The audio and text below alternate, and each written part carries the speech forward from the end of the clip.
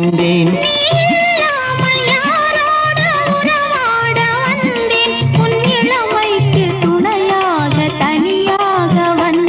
நான் மலரோடு தனியாக ஏன் இங்கு நின்றேன்? என் மகாராணி உன்னை காண ஓடோடி வந்தேன்.